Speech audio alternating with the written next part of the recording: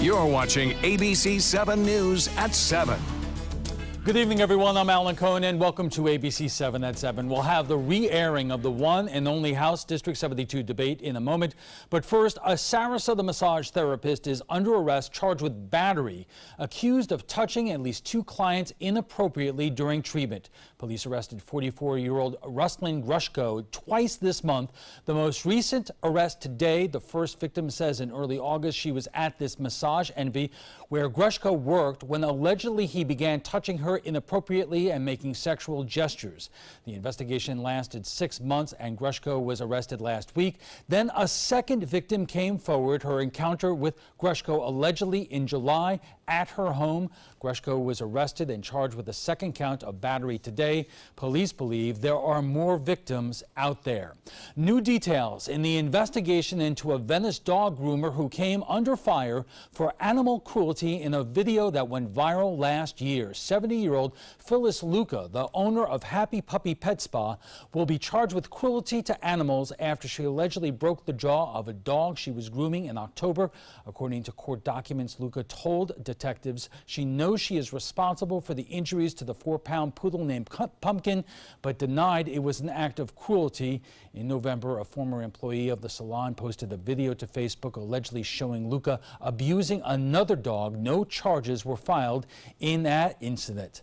A Sarasota man is facing charges tonight for sex crimes against children, and detectives believe there may be more victims out there. Albert Phillips, a former pastor at New Bethel Missionary Baptist Church in Sarasota, is accused of molesting a 15-year-old girl. The victim claiming the inappropriate behavior began when she was 4 years old. Phillips was also arrested in 2015 for a similar allegation. Because the victims were children who visited Phillips' home, detectives want parents with children who may know him to be aware of this investigation. One of the most dominant pitchers of this century will have his number retired just months after his death. Roy Halladay will have his number 32 retired by the Toronto Blue Jays on opening day. The Blue Jays players will also wear a commemorative 32 patch on their uniforms for the 2018 season. Halladay pitched his first 12 seasons in Toronto, winning the Cy Young Award in 2003. Halladay died in November when he crashed his plane into the Gulf of Mexico. He was only 40 years old.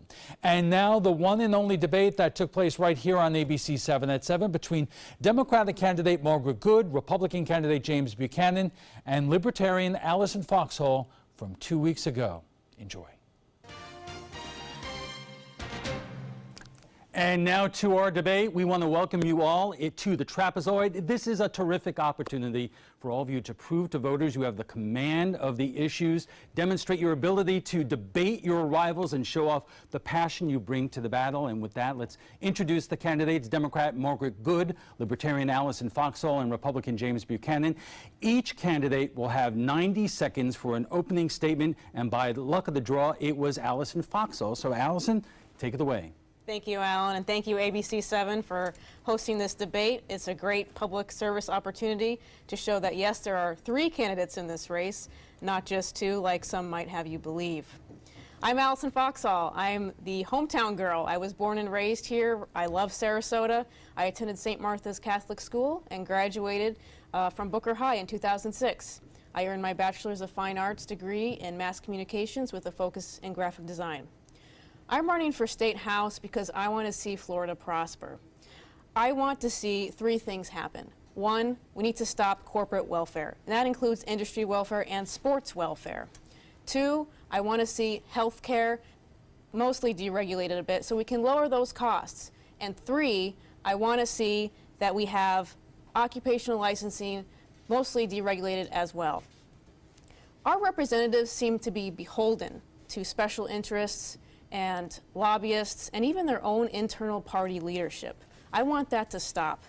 And I want to see true representation, and I definitely want to see that representation be me, and not the old parties sitting next to me. So I look forward to discussing the issues tonight and showing Sarasota that I'm the right choice to be their next representative for the State House. All right, thanks. James, 90 seconds. Alan, I'd like to start off by thanking you and ABC7 for hosting tonight's debate. And to Allison and Margaret, I look forward to a healthy discussion.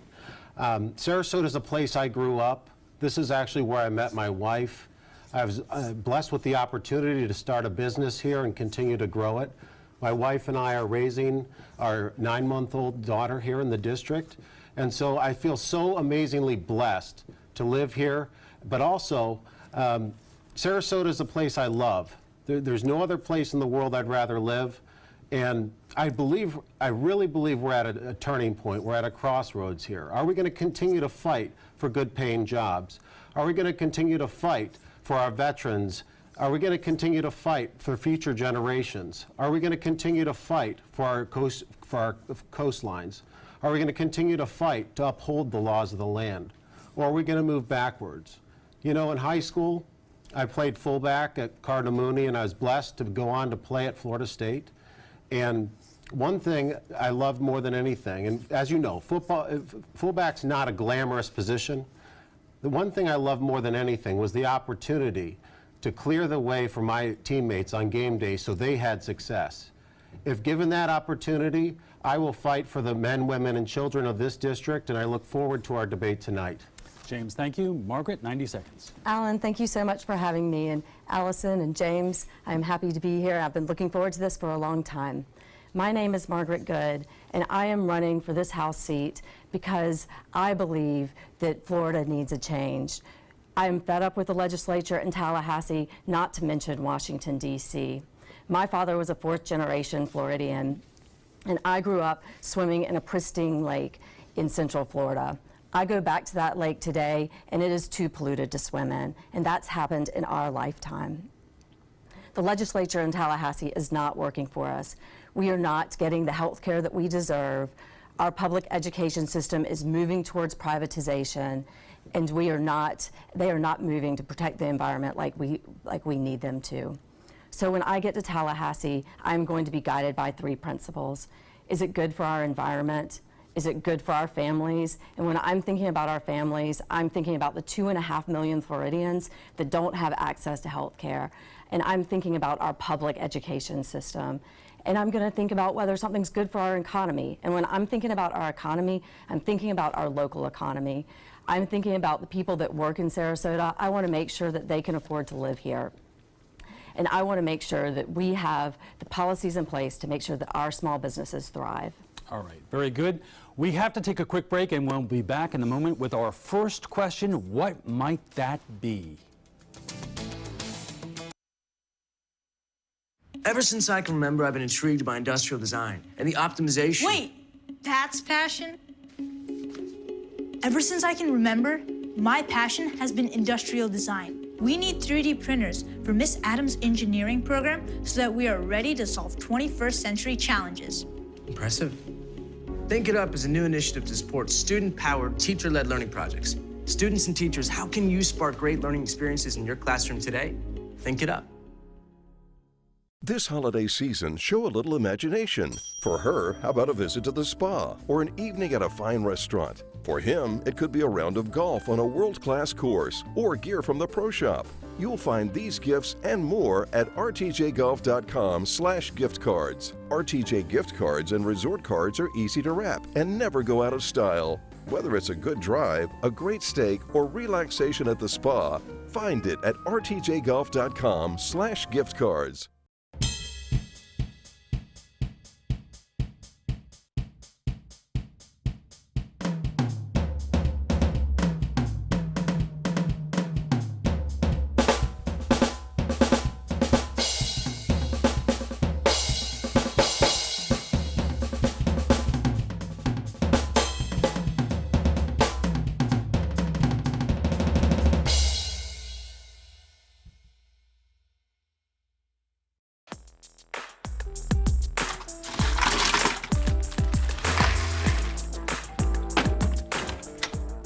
Thank you.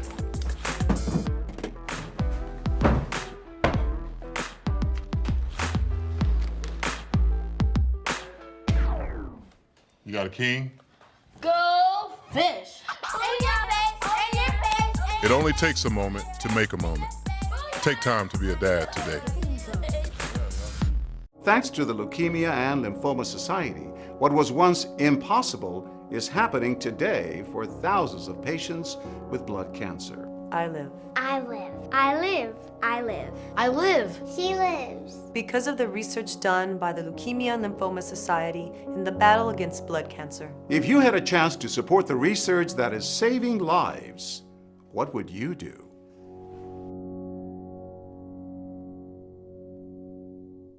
Watch Good Morning Suncoast on ABC7, weekdays starting at 5.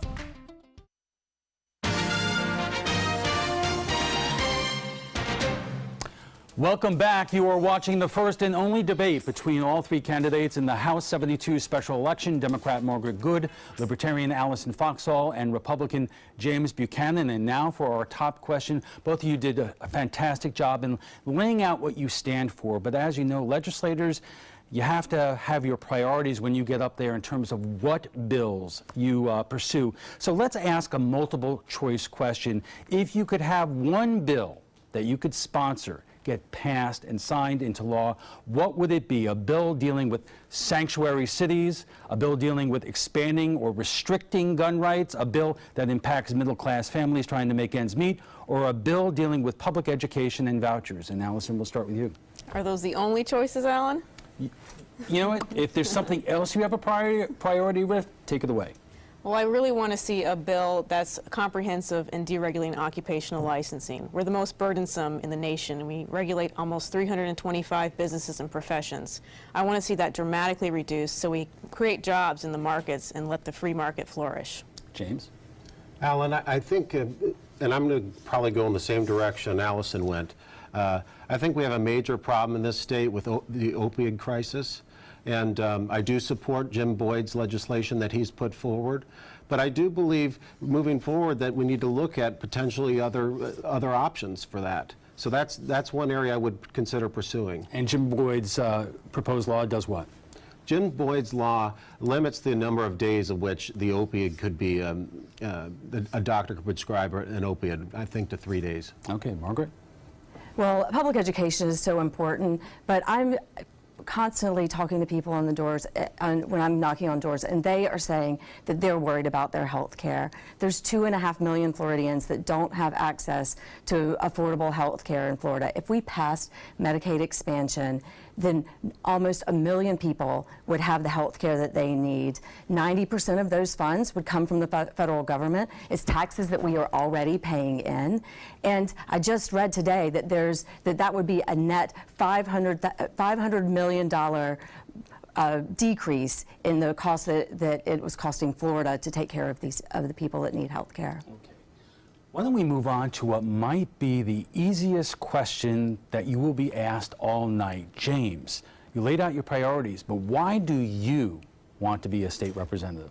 Well, for me, this is a district I grew up in. This is where I met my wife. And this is where we're raising our child. So for me, it's simple. It's about making sure that we have good education and opportunities for our future generations, making sure that our people have good paying jobs in this community, and making sure that we're keeping this community safe and secure. So those are the three top priorities I have in running. Not priorities, but why do you want the job? What is it about the job that you want to pursue? For me, it's all about the people, Alan. I grew up in this community. This is a community that I feel so deeply rooted in, and I want to go to work for the people.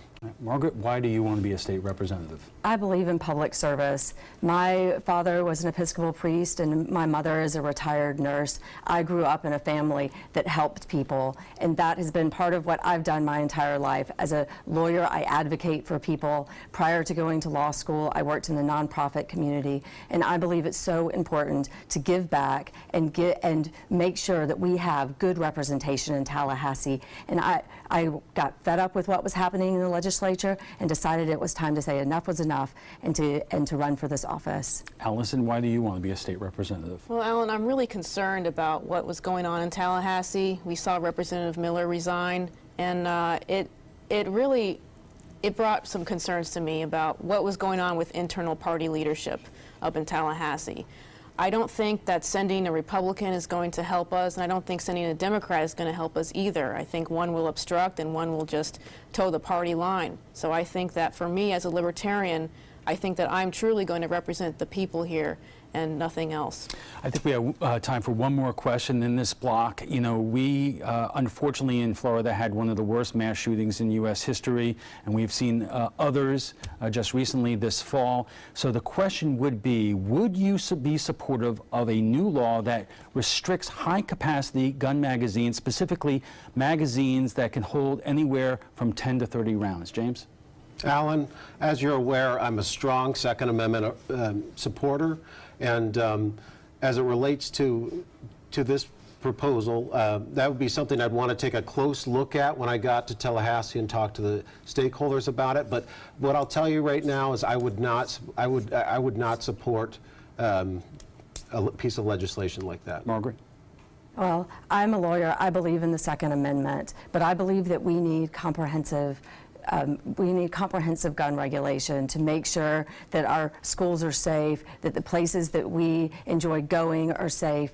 These mass shootings that have happened over the past year have got to stop. Is part of the size of these magazines that we saw in Orlando and in Las Vegas part of the problem? You know, I think that might be part of it, but there's things that we can do in Tallahassee now to strengthen our gun regulations. There's laws that are already on the books that aren't being enforced. For instance, if you were convicted of domestic violence, part of what the judge can do is make you give up your guns, but you don't have to give them up to the sheriff. You can give them up to your father or to your brother, and those kinds of there's laws on the books now that we could use to really strengthen gun safety. Allison?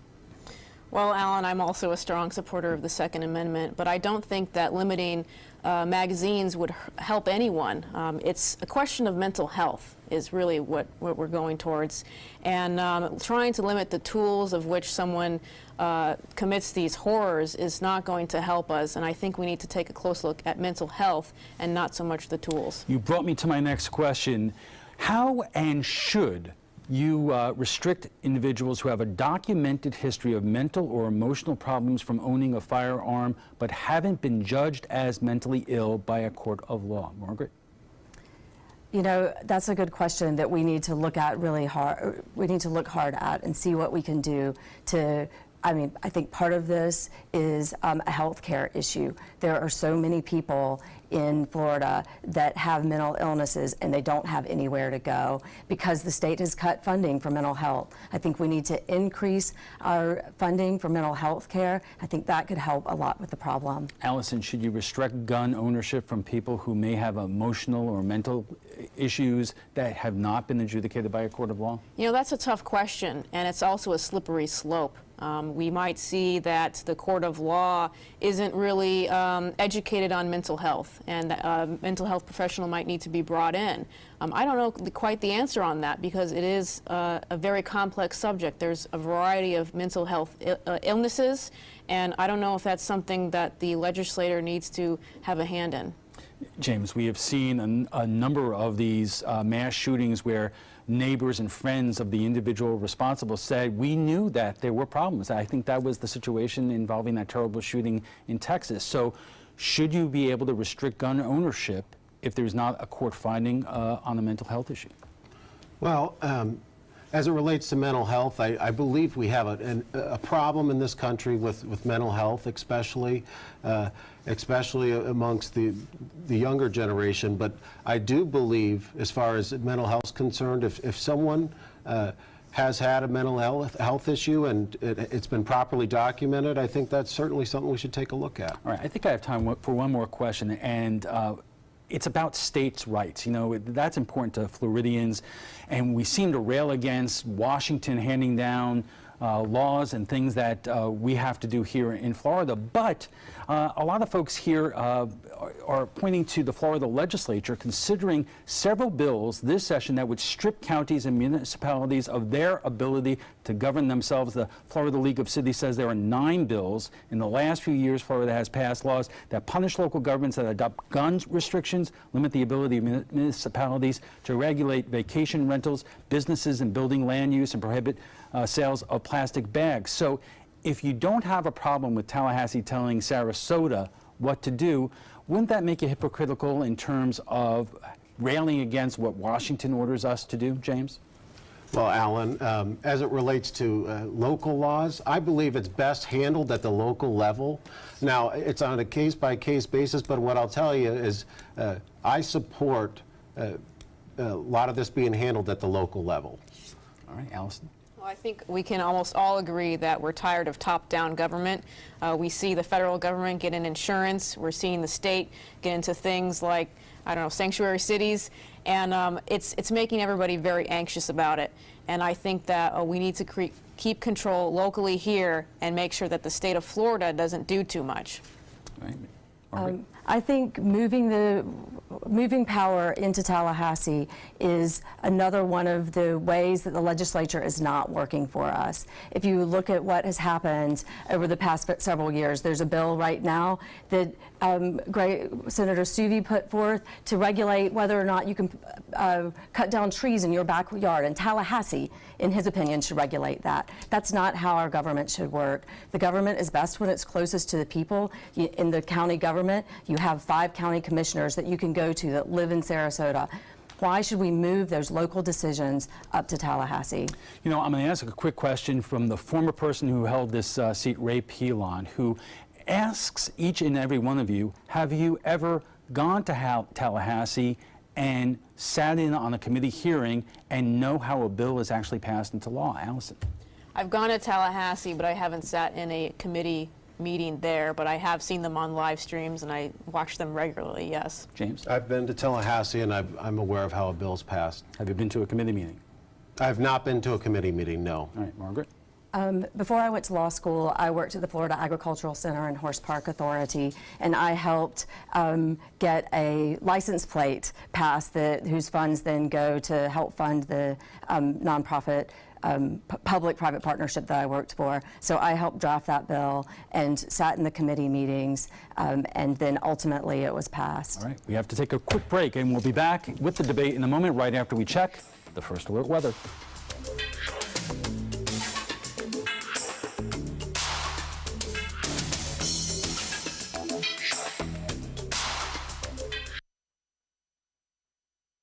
My name is Stephen Campagna. We're Ben Gates and Dramus, and here is your law tip of the week.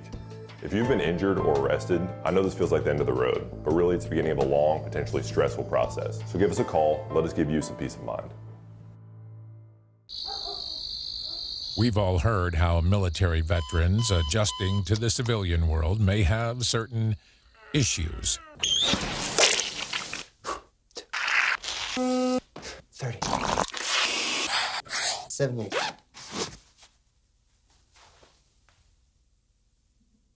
If only everyone had this issue. No matter what challenge they face, Easter Seals is here for America's veterans. When my youngest, Addie, was 2.5, she was diagnosed with leukemia. When we first heard that diagnosis, you feel extremely alone. Walking in that Light the Night light with 6,000 people carrying lights, white for survivors, red for supporters, gold in memory of those who have passed. It's the Leukemia and Lymphoma Society's hope that every year there are fewer gold lanterns. Your lantern will make a difference. Start a team, join a team. Help us light the night. Want the latest weather and traffic conditions wherever you go? Introducing ABC7's revolutionary new First Alert weather app. With our state-of-the-art new weather app, you get up-to-the-minute weather alerts, interactive radar maps, current conditions, 10-day forecasts, real-time traffic maps, and weather video from ABC7, all at your fingertips. And it's free. Just search Suncoast WX in the App Store and download onto all your devices today. Sponsored by Mr. Sparky. Here we go. We're gonna go out there in the rain. You're gonna get wet. All right, here we go.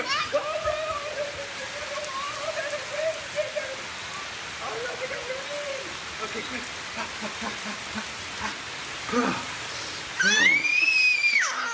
Oh yeah, yes. So much fun. Mwah. We're getting so wet. Don't miss the 20th Annual Thunder by the Bay Motorcycle Festival, February 15th through the 18th. The festival where rock meets country. Admission is free, and proceeds benefit Suncoast Charities for Children. For information, visit thunderbythebay.org. Now, your ABC7 First Alert weather forecast with Chief Meteorologist Bob Harrigan. Beautiful shot from Raymond. Raymond getting this from the Skyway Bridge, the northern portion of the fishing pier right there. We had a nice sunset. That was over the weekend. This is today. Get a look at the rainbow. That's right, some showers around associated with the sea breeze. You see it right there at 5:15, looking off toward the east. There were some showers, mainly inland today. Weak cold front moves through on Tuesday. It brings an increase in clouds near record highs today. In fact, Fort Myers set a record high, and we're looking for more fog developing over the next couple of nights, so that could be a problem. Now, Titan radar picture showing that line of showers weakening as it progresses to the west. We had a little sea breeze kick in, just enough temperatures into the upper 80s in some inland counties, just enough heat of the day to create some showers. And then the cold front still well to the west of us, over 100 miles. And we're watching this cell in particular. A little meso low right there, a little spinner counterclockwise swirl, but nothing to worry about. More than likely that front will not bring us much rainfall. There's the sea breeze front working its way in, creating the showers as it works its way east of I-75. Not much left to the rain, but we did get a ½ inch of rainfall in some isolated areas. Now this weak cold front it continues to line up pretty much parallel with the upper level flow as it sinks southward. And what it will do, as I mentioned, brings an increase in clouds and a very small chance for a few spotty showers around. One thing to note, we will see some fog forming late tonight, tomorrow morning, more so on Wednesday morning too. It could be rather thick across the area. That will be the possibility of some advisories issued due to that. Another front approaches and another front weakens. It runs into this large dome of high pressure at the surface and in the upper levels of the atmosphere east of Florida, keeping temperatures basically pretty warm. This front's not going to do much in terms of temperature. 75 our temperature currently, and 82 the high today. That was 9 degrees above the average. Temperatures now into the upper 60s, even some low 80s still reported in the interior portions of our viewing area. 81 now in Arcadia. Water temperatures really warmed up to 72 now along the coastline, into the low 70s currently. And nationally, well, there's the storm track has shifted out west with all the advisories out there, but for us, we're going to stay high and dry for the most part. As I mentioned, a slight chance for a few isolated showers. Everything kind of rotating around the periphery of this large dome of high pressure, which continues to settle right over our state and the Bahamas. Fog developing for boaters tomorrow morning. East winds at 10 knots. Partly cloudy tonight. Isolated showers still for the next couple of hours, then winding down. Some patchy fog. 7-day looks like this. Some fog every morning, but temperatures staying warm right through the weekend. We'll be right back after this. For the last decade, S&S Motorsports of Sarasota has built custom high-performance vehicles for demanding clients worldwide. They're now bringing their 50-plus years of combined build expertise to the parts business. SRQ Performance Parts is your one-stop shop for all your performance parts and accessories. I heard about the Dottoli Cancer Center through friends of mine who had been treated here and were very pleased with the treatment. If there is prostate cancer, we at the Dottoli Cancer Center will find it using 3D color flow Doppler ultrasound. And that helped precisely identify where my cancer was. I can tell you that you will not find a finer, more professional team of clinicians anywhere in the world.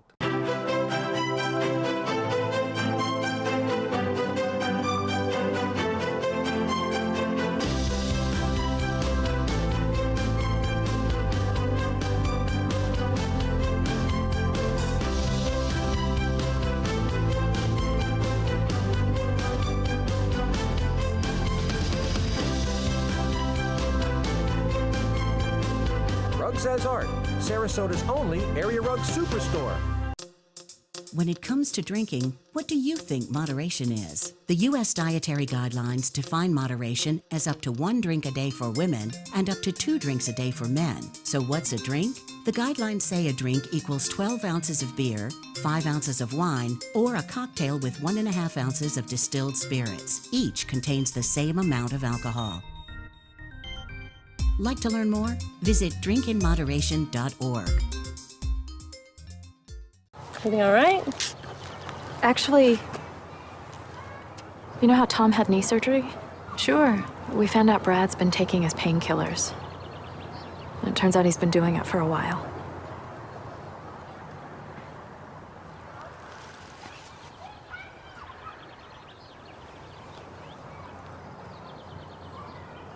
Most people don't know what to say about drugs, but we do. Visit us at drugfree.org. Here's today's job of the day. ABC7 is seeking an assistant news director to guide daily operations. Minimum 3 years newsroom management experience required. Visit mysuncoast.com/job of the day to apply.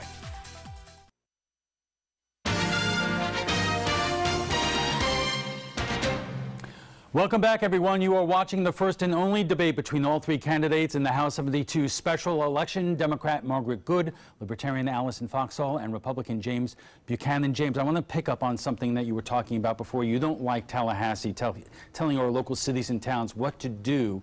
So why should the state legislature tell, let's say, Sarasota what to do in terms of sanctuary cities?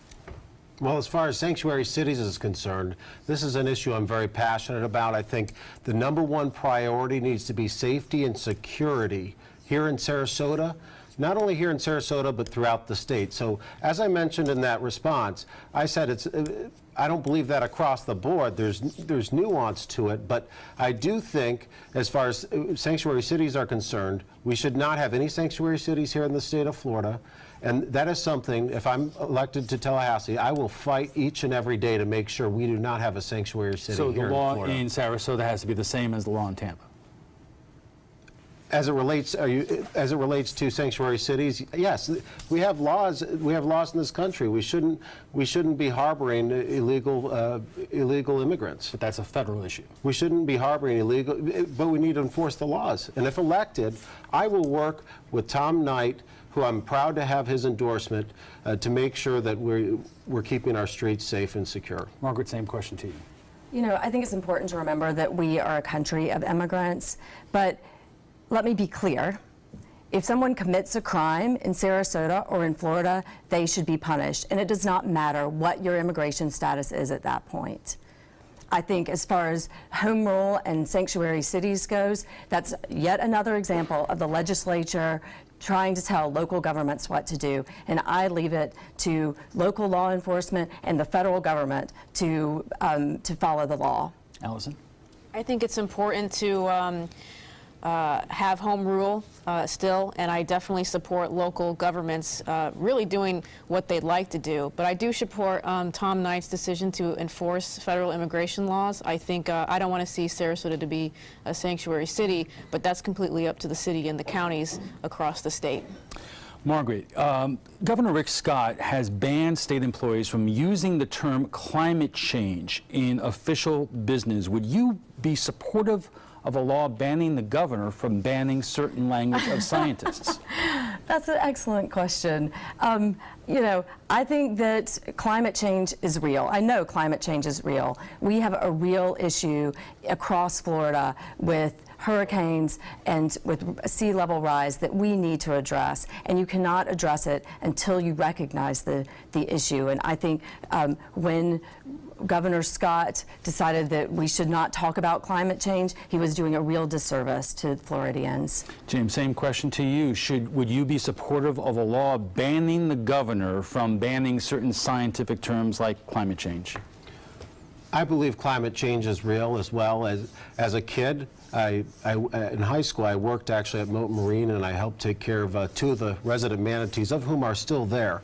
You know, so I am a man of science, and I do believe that's a real issue. I also believe drilling off our coast is another issue that we need to make sure that we ban. That's nothing we should be dealing with moving into the future. Another thing is we need to make sure we're funding to make sure we have funds to re-nourish our beaches. So you would vote for a law that bans the governor from banning terms like climate change? Yeah, I don't think there's any, I don't think there's, as far as banning terms, I'd be against that. Allison, same question to you. I don't think the governor has any business telling anyone what word they can and cannot use. So I think that's more of a violation of free speech. But as far as climate change goes, the climate is definitely always changing. So yes, it does exist. But as far as can the government do anything about it, I think that's still out for debate. Allison, let me ask you the next question here. One of the biggest issues on the Suncoast is development, overdevelopment. A couple of years ago, in 2011, the state legislature, in its infinite wisdom, eliminated a state requirement that new development may not be approved by local governments unless the roads are adequately serving that development and impacting the surrounding area. Do you think the state legislature should reverse that, and if you have large new developments here on the Suncoast, that the developers must pay for that infrastructure? Well, I think the developers do need to pay for the infrastructure. After all, they're developing it. So I definitely think that should be left to the private sector, and that's something that also the local counties and governments should have control of, and not the state. James, was it a mistake for the legislature to get rid of that requirement? I think, as it relates to this, we have a major traffic issue, not only here but across the state. So this is a real issue as it relates to infrastructure and traffic. And I believe, as far as development, we should make sure that we have proper infrastructure if we're going to develop. Absolutely. Well, again, should the developers be required to pay for those roads and lights around these new developments that are cropping up all over the area like they used to? I think that we need to have the infrastructure in place if we're going to continue to develop it. No question about it. But you're not certain who should pay for it? What I'm telling you is I think we can't continue to develop if we don't have the proper infrastructure in place, Alan. Margaret, same question to you. So it's a no-brainer. You should not build houses until you have roads and until you have schools in place. Back, 10 years ago, we had the Growth Management Act, which required local governments to create comprehensive plans. And then there was some state oversight to make sure that those comprehensive plans were actually used and that the local governments did what they said they were going to do. And part of that was to make sure that if a developer was going to develop, that they paid their share of the roads and of the infrastructure that needs to be put in place. I think that's really important. It should be a partnership between a local government and the developer to figure out what's going to work for Sarasota or the cities that are developing. I'm going to ask you all a quick question, quick responses, because we're coming up to a break. But we got great questions from our audience over the last few days. Kathy would like to ask, should taxpayer money go to profit, charter, or private schools? Allison. Private schools, no, but charter schools, yes, because they are technically part of the public school system. As it relates to that, our money should be going towards our public school system and towards charter schools. Margaret. So last session, House Bill 7069 passed, and that bill requires our local government to give money to for-profit charter schools. Those for-profit charter schools can buy land, they can build infrastructure with our taxpayer dollars, and then they can close. And where does our tax money go? Into the pockets of the CEOs. We could pick this up, but we have to take a break. We'll have to take a short break. The House 72 debate continues in a moment. Stay with us. I owed the IRS $10,000. I owed the IRS $20,000. The IRS garnished my wages. They put a lien on my house. The IRS is the most powerful collection agency in the world. They do not give up until you pay. I couldn't sleep. We were being audited. I called Tax Solutions Now, and a great big weight was lifted off my shoulders. I called Tax Solutions Now, and they got the IRS off my back. Tax Solutions Now had my wage garnishment lifted in 48 hours. Tax Solutions Now can get you help. Our agents know the rules, can stop the pain, and get you the best deal. We saved our home and overcame the most powerful collection agency in the world. We connect you with a team of former IRS agents and tax professionals who get the IRS off your back. Time is running out. Call Tax Solutions now. Call 1-800-565-7740. That's 1-800-565-7740. I actually started playing the game at 11 years old, so I started a little bit later than most players. But I was actually raised on Fighting Joe. The value here at Robert Trent Jones is unsurpassable. I mean, I have looked to other places. I've traveled all the way across the country. Everything is perfect as far as everything is the golf course, the rolling of the greens. Everything that I've encountered has just been absolutely incredible. And for the money that you spend, for the value that you actually get, it is unsurpassable. I'd recommend it for anybody.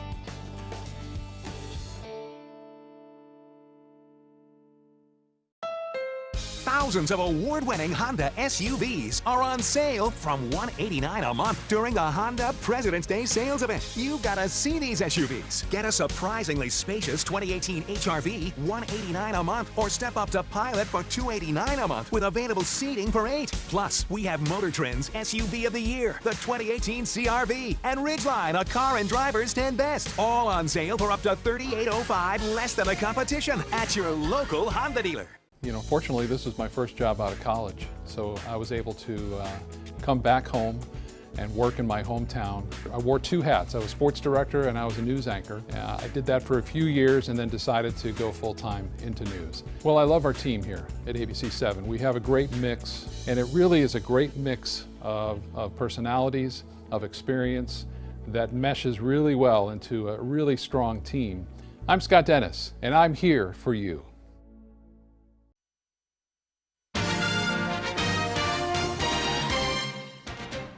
Welcome back, everyone. You are watching the first and only debate between all 3 candidates in the House 72 special election: Democrat Margaret Good, Libertarian Allison Foxall, and Republican James Buchanan. We have a lot to get through in this block, but we're going to pick up where we left off, and I'm going to ask it in the form of a question. Margaret, Shirley asks, what is your stand on public schools and vouchers?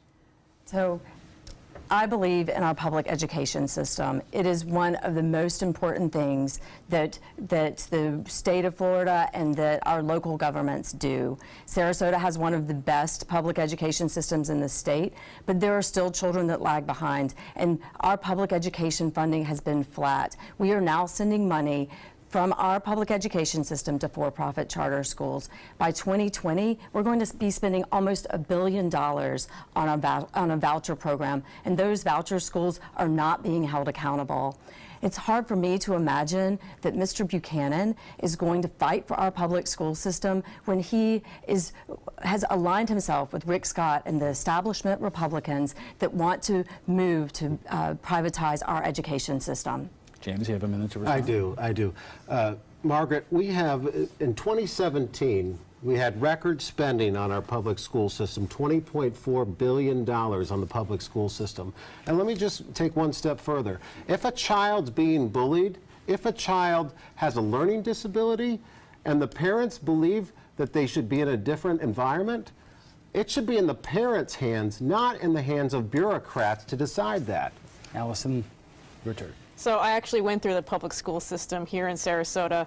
I went to Booker High, and I love my teachers, but there are some problems in the classroom. We teach to a test, and I think that needs to stop. Charter schools, however, are doing very well here in Sarasota, and I think we need to continue to fund them.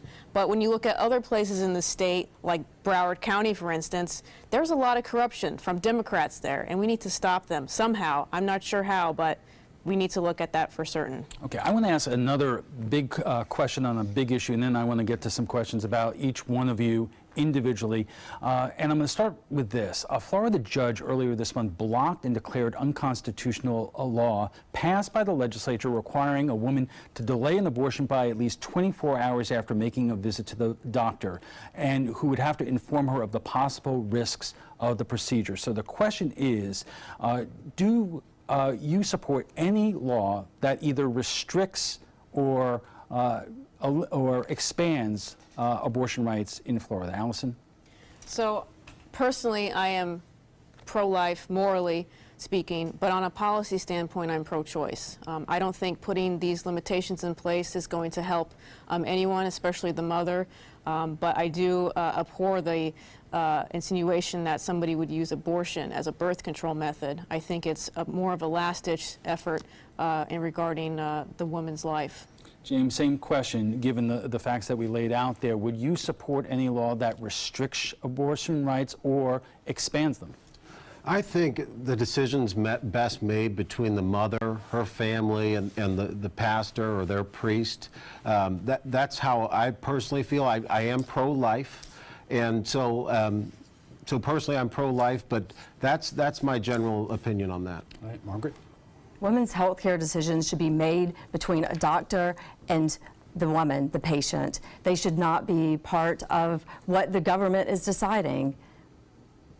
Okay. Allison, let me ask you this question, and it also came from one of our viewers who say that they do like you, they like what you stand for, but is voting for a libertarian, in their words, a throwaway vote because, you know, public opinion polls show it's a real contest between James and Margaret. What is a person to do if they want their vote to really have an impact on this race? Alan, a wasted vote is only voting for someone that you don't believe in. It's not, I believe that wasting your vote is voting for someone like a Republican or a Democrat that they don't really want. They're just voting against somebody else. And so I believe that your vote counts everywhere, whether you want to vote for a different party or someone nonpartisan. It's completely up to them, and it's what they believe in. Margaret, one of our viewers also asked about this involving your stance on the environment, but in a recent interview, Mr. Buchanan pointed out that is it a contradiction to be pro-environment and take money from developers? So I am so proud of the campaign that we have run. We have over 2,000 individual contributors that believe in this campaign and want to see it move forward. If you contrast that with Mr. Buchanan's last reporting period, he had 16 actual people, and the rest of the money that came in was from businesses and corporations, and a number of those 16 people were his family members. James, I'm sorry, were you finished there, or? Go ahead. Okay, James, let me give you a chance to respond to that. Okay, well, let me just respond to that. Let me just start off by saying a majority of the funding that you've received has come from over the state line. You've taken a lot of money from California, New York, and D.C., and the money you haven't taken out of the state, you've taken over $100,000 from a local developer. A single developer has given you over $100,000. So I want to know what you've promised him. Let me give you 30 seconds to respond.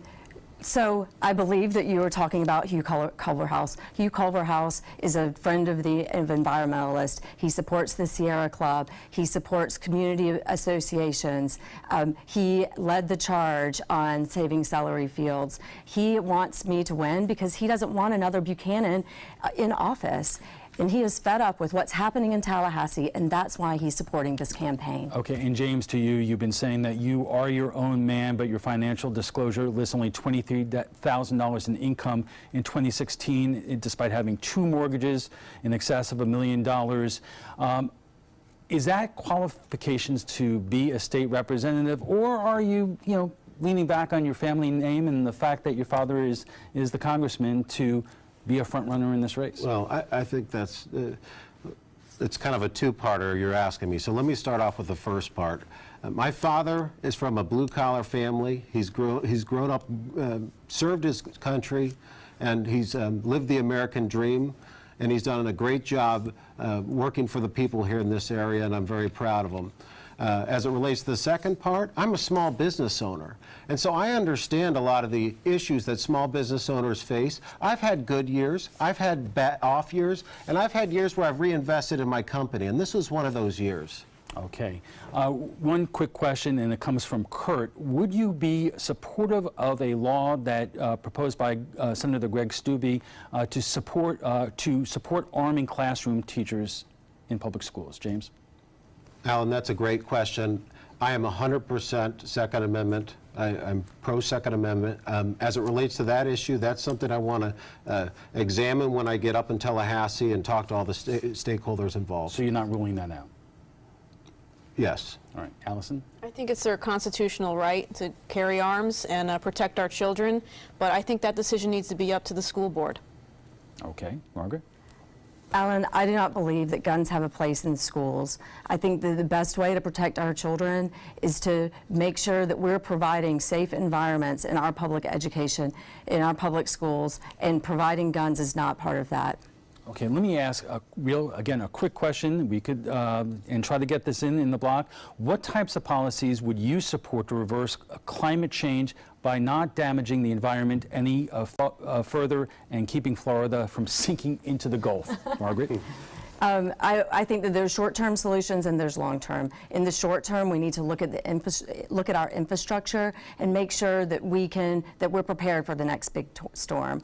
Long term, we need to look at reducing carbon emissions. We need to start moving towards solar energy, and we need to make sure that we are protecting and preserving land, because that's so important, not only for our quality of life, but also for our water. Allison. We definitely need to make sure that we're not over pumping our aquifers. That's definitely something we need to look at. We don't have any regulations, as far as I know, regarding that, so we should take a look for sure. James, we only have a few seconds left.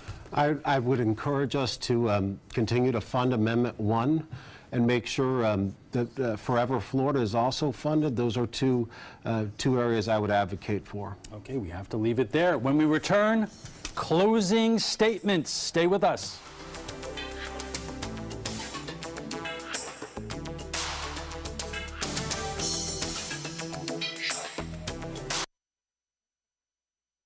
Attention, Americans eligible for Medicare. Are you getting all the benefits you're entitled to?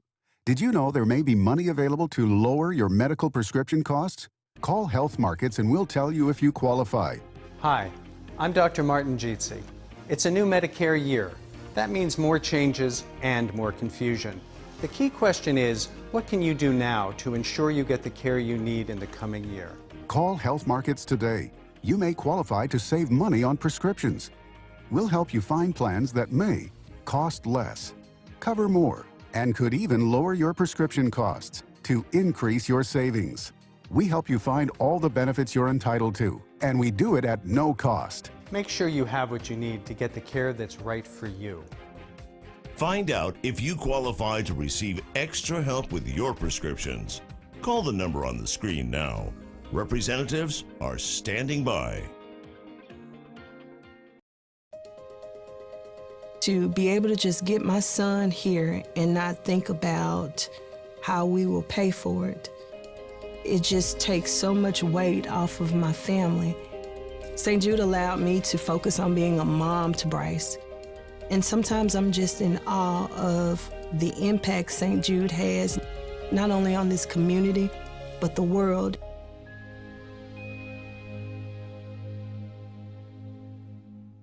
Don't allow your weight to threaten your health or control your future. Excess weight or obesity can cause emotional and physical health risks. But you can take control. The Your Weight Matters campaign offers free resources and tips to help you measure and understand your weight. Take the Your Weight Matters Challenge. The free toolkit prepares you to speak with a healthcare provider about your weight. Your weight does matter. Take the challenge and take control today.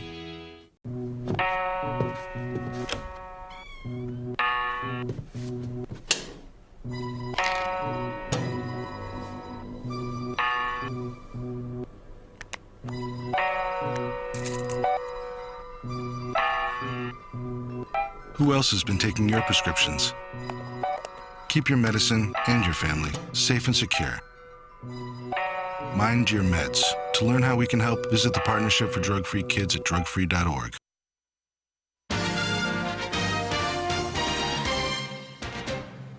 Welcome back, everyone. Time for closing statements, and we begin with Margaret Good. Margaret. Alan, thank you again so much for having us on. I think it's so important to have these public discussions, and I hope that this is not the last one. There's actually a forum coming up on February 5th in Siesta Key, and Allison and I will be there, and I would like to invite James Buchanan to come. But I think the choice is clear here. You can vote for someone who is going to work to defund our public education system, who's not going to fight for our environment, and who's going to not provide us the health care that we deserve. Or you can vote for someone that's going to do what's really good for Sarasota. And when I get to Tallahassee, I'm going to be guided by 3 principles. I'm going to do what's good for our families, what's good for the environment, and what's good for the economy. So I ask the voters of District 72 to support me on February 13th with their vote. All right, James, you're up. Well, thank you, Alan, again for a great night, and Margaret and Allison, I enjoyed our time together. As I mentioned in my opening, I believe we're at a crossroads here. As a father, as a husband, as someone that has a small business here, and someone that grew up in this community, I strongly believe we're at a turning point. And are we going to move backwards, or are we going to continue to move forwards? When elected, I will work each and every day to make sure that we have good paying jobs, we have safety and security in our community, which means we're not going to be a sanctuary city, and better opportunities for future generations. And that's what my campaign's been all about. I hope to have your vote on February 13th, and I will continue to work hard for it. All right, Allison, you have 90 seconds. Thank you, Alan, and thank you, Margaret. Thank you, James, for this time. It's been fun. I'm a person of honesty. I'm direct. I don't beat around the bush or hedge. I'm not a politician. I'm a regular, homegrown, working Sarasota woman. And I'm a libertarian. I'm someone who believes in freedom for all, not just for some. This is an opportunity for the voters of District 72.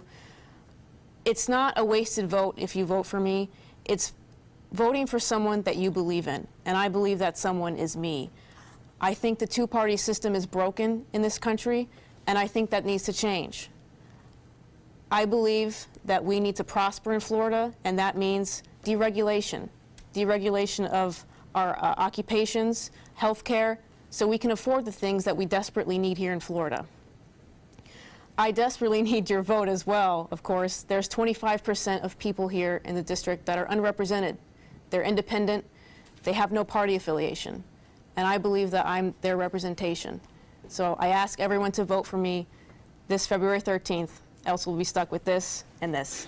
Okay, well, that will do it. And I want to thank all of you for being here tonight. This has been absolutely terrific and exactly what the voters deserve as they head to the polls 2 weeks from today. Margaret Good, Allison Foxhall, James Buchanan, we want to thank all of you for being here tonight. Everyone jumping into the arena should be commended. You all did a fantastic job. And now, folks, it is up to you. You have heard from the candidates. Go out there and vote. Thanks for joining us. For all of us here at ABC7, good night. The Sarasota Elections Office and 30 other polling locations will be open from 7 a.m. to 7 p.m. tomorrow in District 72, which includes portions of northern Sarasota County from University Parkway south to Osprey. To find the nearest polling place to you, go to www.sarasotavotes.com. This is a special election that is getting national attention. It can have a huge impact not only on Sarasota, but also Florida and the rest of the country. The polls are open for 12 hours. Thanks for watching the re-airing of the one and only District 72 debate. Make sure to tune in tomorrow, where we'll have continuous coverage of the election right here on ABC7 at 7. I'm Alan Cohn. Have a good night.